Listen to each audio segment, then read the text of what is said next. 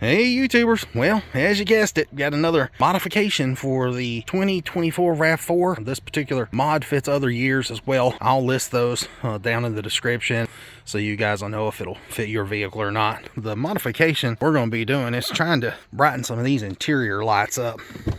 You know, to be honest with you, you can barely see to get in this thing. I can't even see the gas pedal down there. It's so dark. And since I have that black interior, it just doesn't help out any. And then you see you've got these two lights above the console there, but you know, they suck.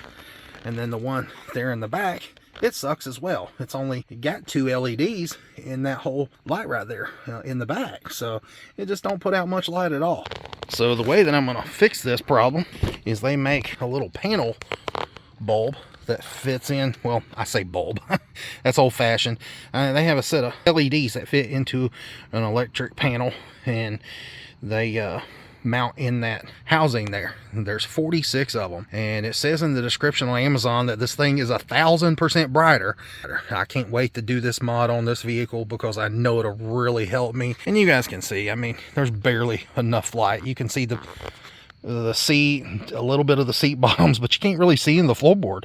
So I must explain, there is a very bright light in the cargo area, so that's where we're getting all of our light at. It ain't from these lights, trust me, they suck. But anyways, I was on Amazon, I seen this product, and it's a Chinese product. Obviously it comes from a company called Zen Han. Never heard of them before, but they did get good reviews, so that's all I care about. This is the instruction manual, and it's pretty decent. Now it does tell all the vehicles that it will fit and the year models. You can see all those, and then I wrote down the price. It's $25.99. It's 46 6000K LEDs. Then here on the back, it does give a colored description of step by step. And then there's also a video. Just wanted to show you the way that it comes. It'll come in this little plastic case, which I'm going to reuse for something else because it's a, you know, nice little plastic case. Might be good for fishing lures or something. Just saying. I love fishing. But we're going to go ahead and pull everything out of the bag. It comes with, it's a little push-in switch. And then it has a connector on there. And then it has this plug. Now I'm going to set it aside.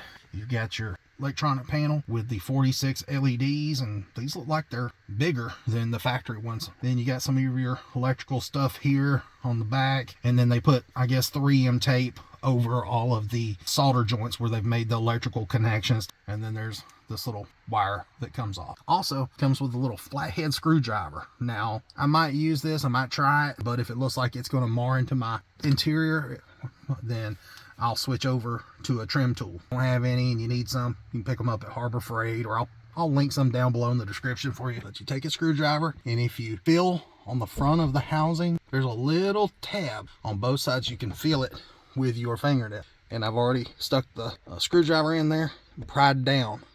And you can see right there, there's another little area. And that's how you pull that cover down. Do not try to, you know, pull the whole housing down between the headliner and the plastic housing. Pull it down in the front first, like I just showed you, and then you can get the plastic housing out. But as you can see right there, look at those two little bitty LEDs right in there. They suck. They just don't provide any light. All right, so for the next step, you're going to remove this housing, and it's very easy to do. There's like a little springy piece of plastic that just pulls back right there, and then it pulls back right there. And then once you get it pulled all the way back, it just kind of unlocks, and then you can kind of just pull down. Same thing. Whoop, there went the little switch cover. It's just barely held in place. You got to keep that pulled back, and then just kind of work it down. And you can see right there, it's completely out now. Now, while I was doing that, you guys seen something fall, and that was just the little button that fits on the switch right there. It just come loose, you know, it just pops off. No problem. It needed to come off anyway. So I'm gonna set it aside. All right, so next what you want to do is there is a connector that goes into this little housing right there. What you want to do is just take your screwdriver, reach it above that little clip, and then mash down, and then this slides out just like that. It just plugs right in there. So now you've got the whole housing out, and this is what it looks like. You've got your button right here. You've got your 2 LED chips right there. And then here on the back, you've got your 4 little clips that hold in. The way that these are held up into that headliner is when you mash down right here, you can see what it does. When you pull in, it just pushes back on this to let it release from the headliner. So this one moves in, this one moves in. Now these two stay stationary, they don't move. So just don't jerk it down, just be careful. And if you need to, use a trim tool instead of the screwdriver. Next, we're gonna take this back panel off right here, where you can see it's got the plug and it's got Toyota written right there. We're just going to take this back panel off. The way that you do that is you take the little flathead screwdriver, you stick it through the hole right here, and then you pry the little arms out right here. It takes a few minutes to get it opened up and pried away from those little tab areas because it wants to fall back in there. You get it pried up on one side, you should be able to see. You can see right there, I've got that corner pried open. The main thing is just to get it and hold it open while you work on these other sides. So just take your time, and you can see right there, I got both sides pried. I'm gonna work on the side here. Oh, you can see where I've pried it up on that side. Looks like I got one last one to work out there. Okay. Okay. Now, took me just a couple of minutes. What you want to do is just lay this aside. And then this here is the little board that has the LED in it. And you can see that it sits in there just like that. Just take the new little board. You're going to replace it with this one. And you know that it's going to fit in there like this because that's for your switch right there. Just like that. And then you're going to take and the thing that we just spent a couple minutes prying out, we're going to put it back on there.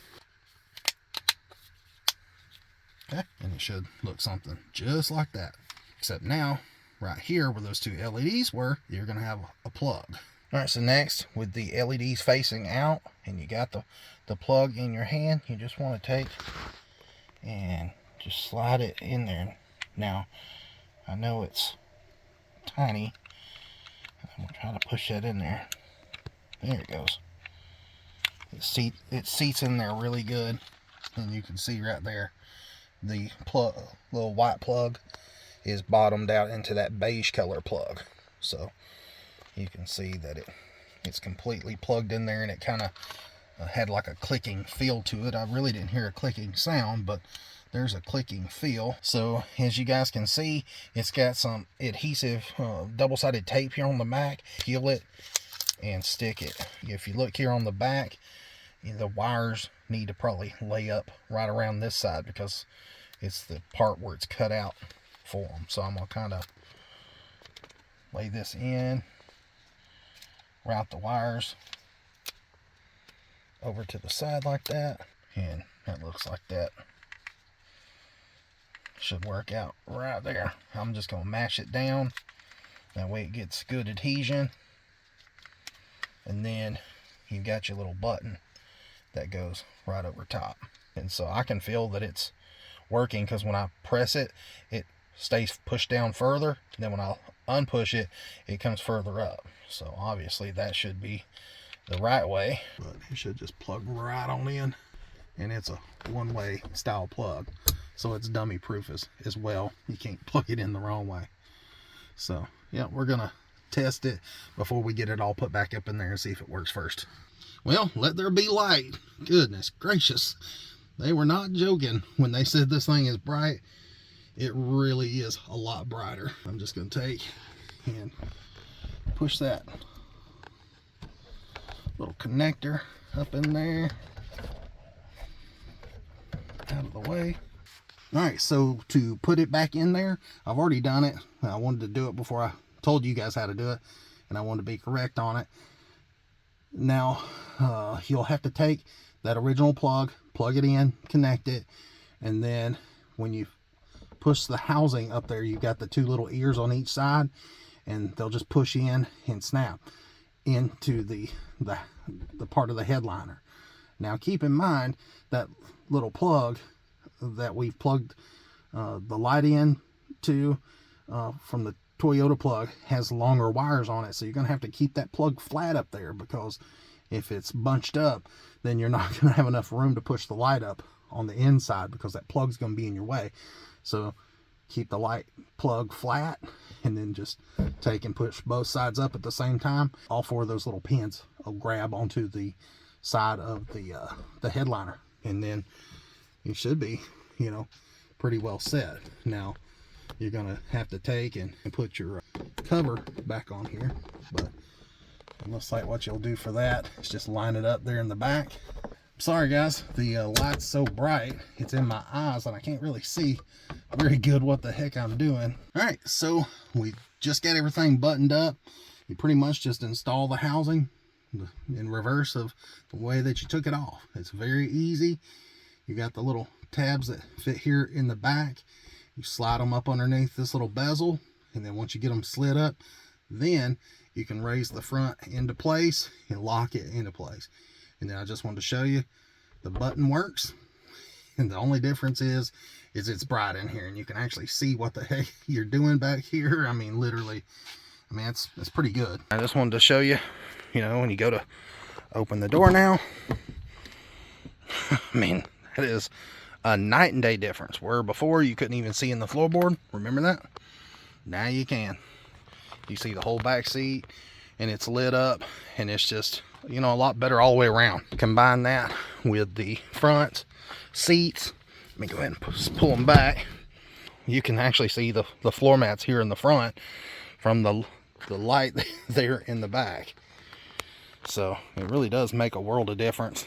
I mean, a lot of difference. Now I've got tinted windows, and even through the tint you can see, you know, that's still pretty bright. And then even in the cargo area, it does help some, you know, especially here on the top. I mean, because truthfully, you're not going to get any light out of those, but you do get quite a bit of light from the dome light. And you can see even on the lights in the very front, they're nowhere near as bright as the dome light. If you're looking for a dome light with a lot of output, then check this product out. I'll link it in the description.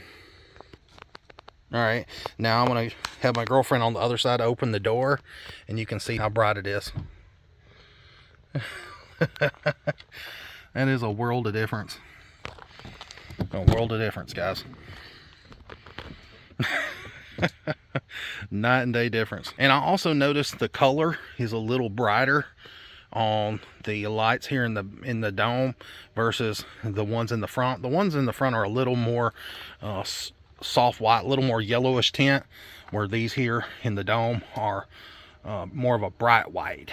And I like that because, you know, it makes the white look white instead of the white looking yellow. I don't like the warm light in the front. You know, in a house setting, yes, I like it, but in a car that's white, I want it to look, you know, bright and clean and white instead of yellow.